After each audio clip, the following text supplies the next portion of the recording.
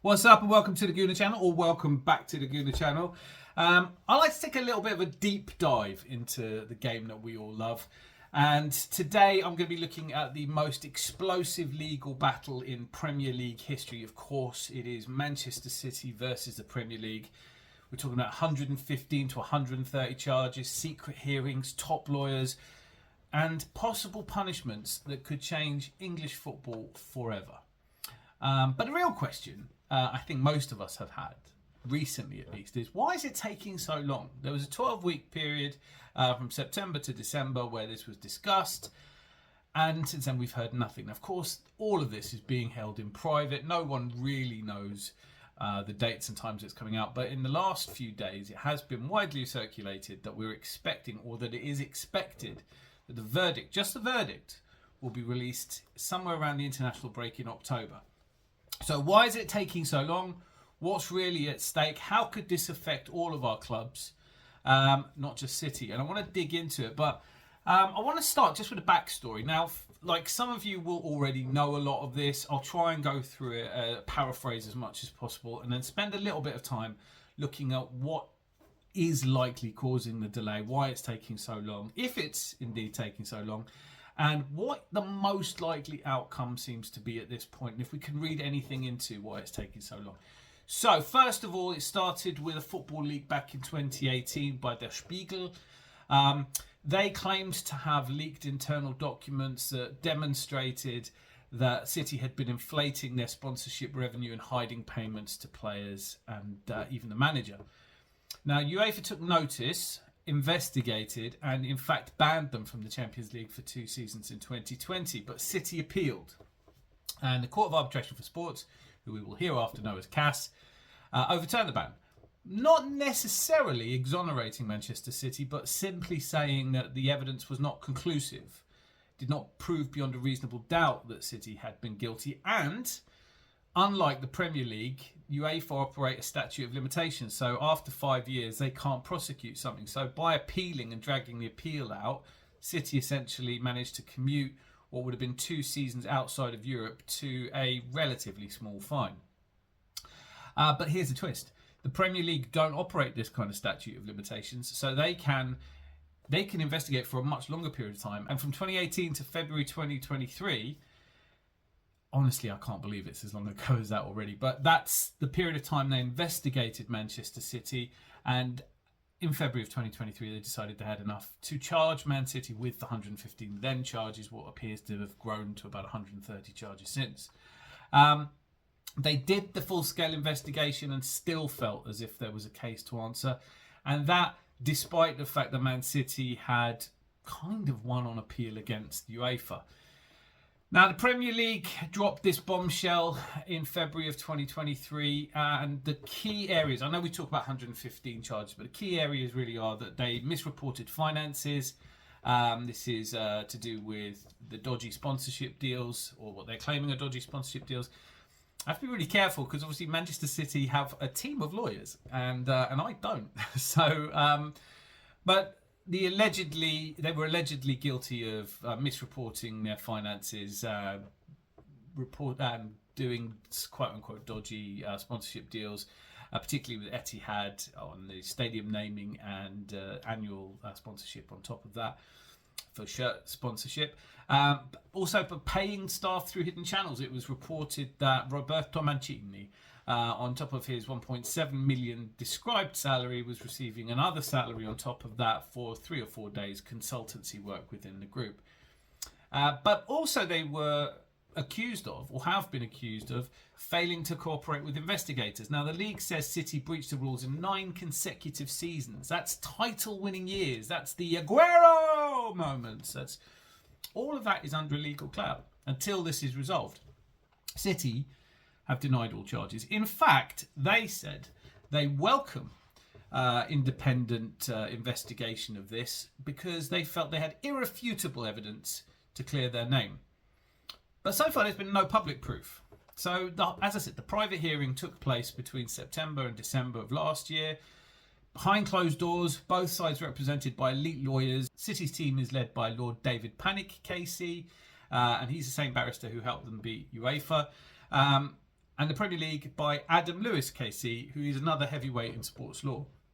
Now, the panel is 3 independent judges are reviewing thousands of pages of evidence. No leaks, no cameras, no statements. So why is it taking so long? Well, that's part of it, isn't it? It's a massive deal. If you're going to charge someone 115 to 130 different things, each one of those has to be investigated and written about separately. And we're talking about when it's over 100 separate charges, each with its own legal argument. This isn't like a red card appeals, more like a corporate fraud trial. Both sides have submitted huge legal documents, some over 100 pages long, and the judges now have to go through everything one by one. Plus, once they've made a ruling, both sides could theoretically appeal. And this is why it's really taking so long, because it's one thing to find in favour of or against, but you then have to explain in explicit detail, without the possibility of there being loopholes attached, why you've arrived at this judgment. Because the minute you release your verdict, one of the sides will likely want to appeal. Although I'm going to make the case, I'm not sure the FA would appeal based on cost. Certainly, this is not an equally balanced trial. The Premier League do not have the resources of the Manchester City lawyers. So I'm going to come back to that. But in essence, the period of time it's taking since deliberations ended in December to now, so what we're expecting to be till October, will be 10 months. And those 10 months are largely taken up with making sure that there are no gaps in the judgment. As I just said, I don't know if Man City do have this irrefutable evidence, it is discovered. I don't know if it would take as long as this to write up the verdict, because I think even if it's close, I'm not sure the Premier League could sustain a proper appeal.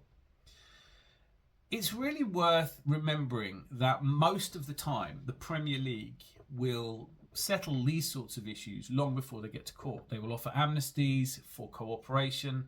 None of that happened in this case. In this case, the Premier League threw the book at Manchester City. They did 5 years of investigation and they felt there was a case to answer. Some of that case, I would say, is very hard to disagree with if you're Manchester City, because one of them is that you didn't comply. You didn't open your books.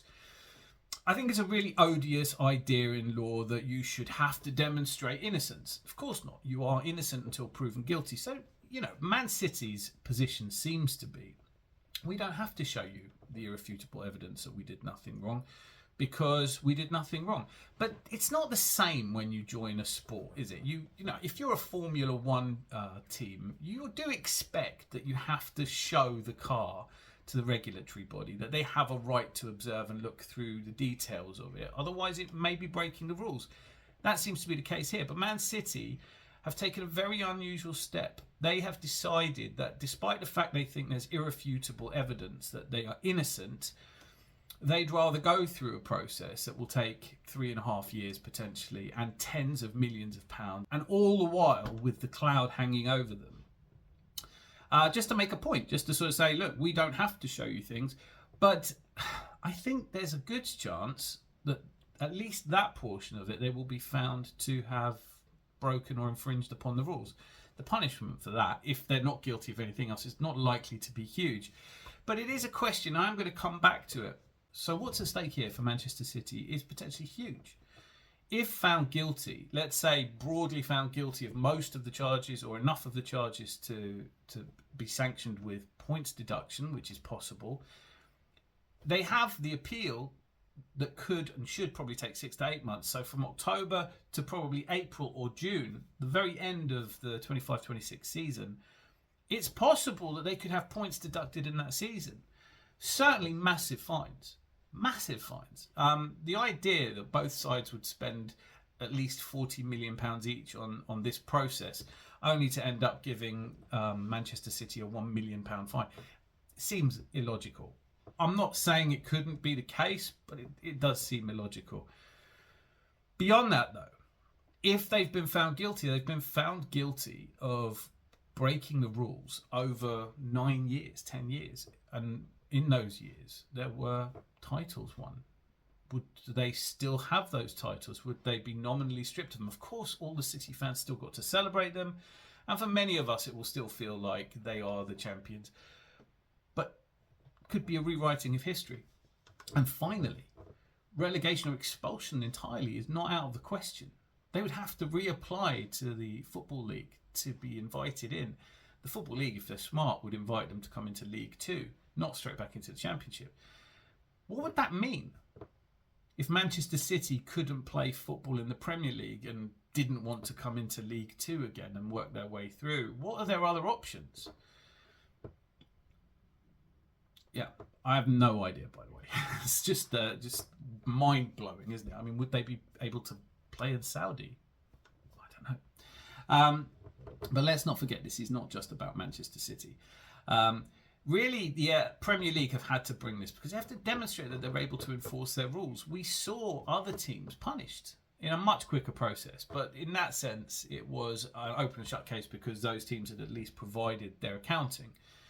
This is on a much larger scale. This strikes at the heart of whether or not Manchester City deliberately abused their position. The Etihad deal, for example, £68 million, only 8 million of which apparently came from Etihad. The rest was funneled in by the owners and made to look as though it was part of a sponsorship deal. What's really interesting to me is that Manchester City are claiming that they are entirely innocent, but a number of things, and I don't know how much to trust my instincts on this one, but you do wonder if it would take this long to prove they were innocent, if there would be this much time that would elapse. Perhaps it would, and I'm not an expert, so you could probably tell me. But the other thing that's suspicious about this is if you looked at the Etihad deal, one of the reasons that it is suspicious is because it is so much more than other deals like it. Now, you could say, well, that's because they knew that Man City would be a dominant force in English football. That's really prescient of them.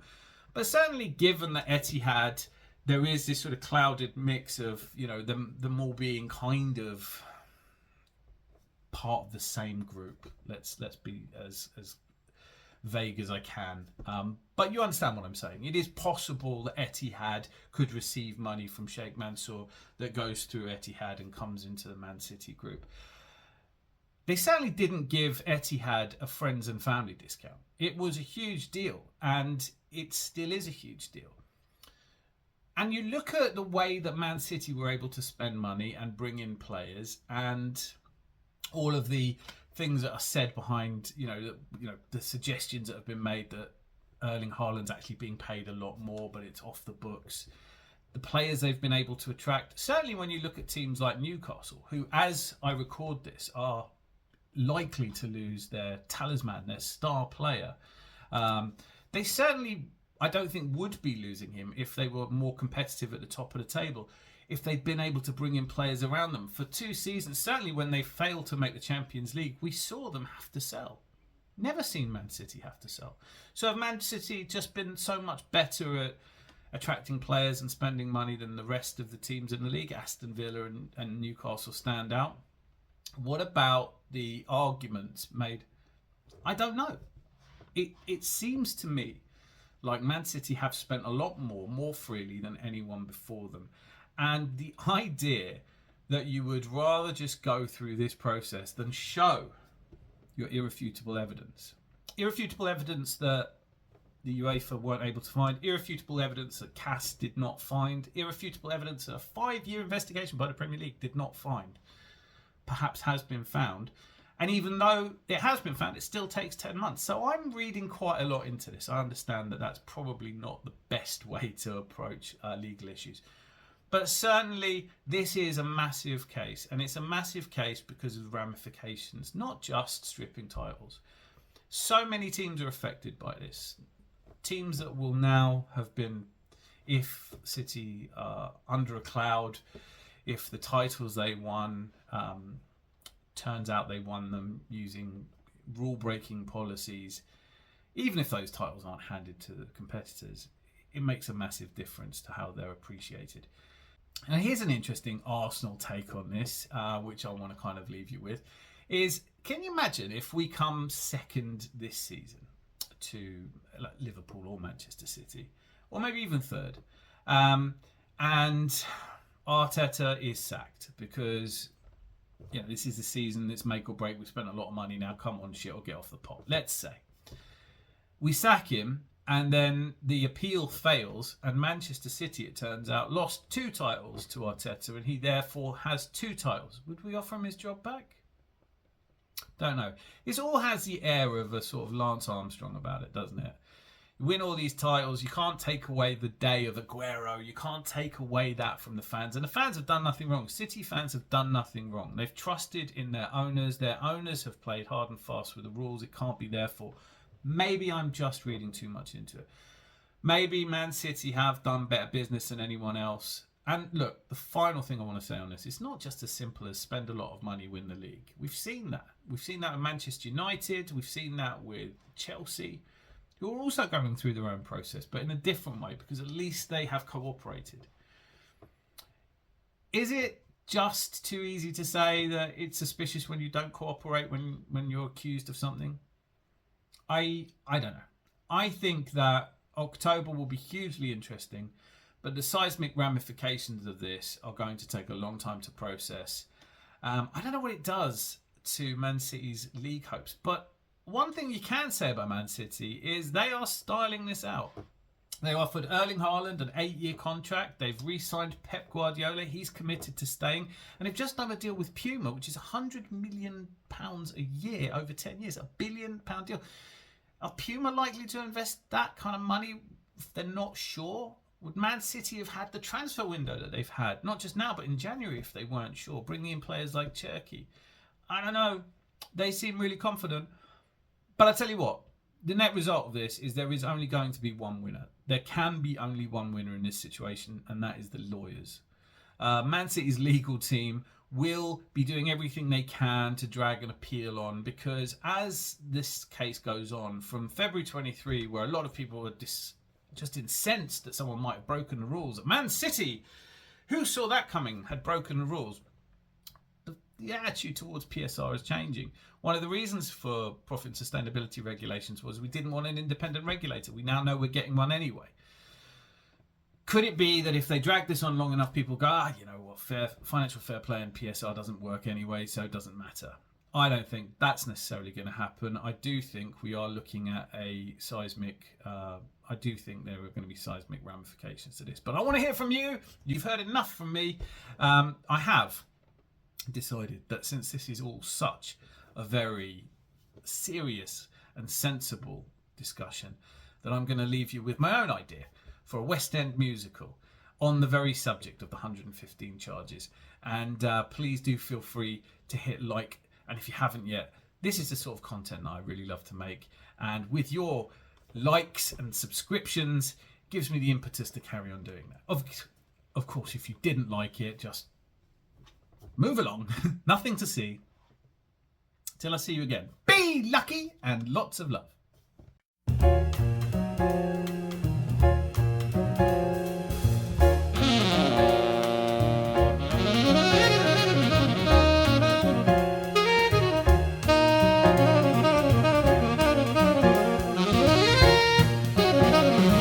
Blue skies over Manchester.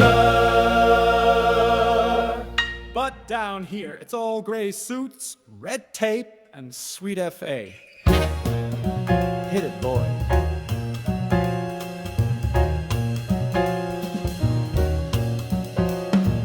We're the finest minds that oil can buy. Legal, soaring, and our fees sky high. Unless you're rich or regal, there's no appeal. But we make the rules and we bend the deal. Red tape, tie it up nice and tight. If justice takes a decade, just means we're doing it right. From Zurich to the Etihad, we'll dance and delay. 'Cause the truth's just a hurdle when you're billing by the day. Sweet FA, they wanna make City pay. But we'll stall and delay till the charges fade away. It's not a crime to take your time when you're charging by the day. Our briefcase cases are heavy, our ethics kinda light. But justice takes forever when the money's always right. A mountain of filings, a blizzard of briefs. The truth's in there somewhere, we make finding it a grief. Our money's not laundered, but it's spotlessly clean.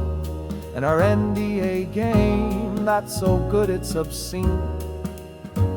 We'll cross-examine memory, redacted into haze. Delay the final here until the end of football days. The evidence may glisten, but our tactics are opaque. We'll drown the facts and filings for the citizens' own sake.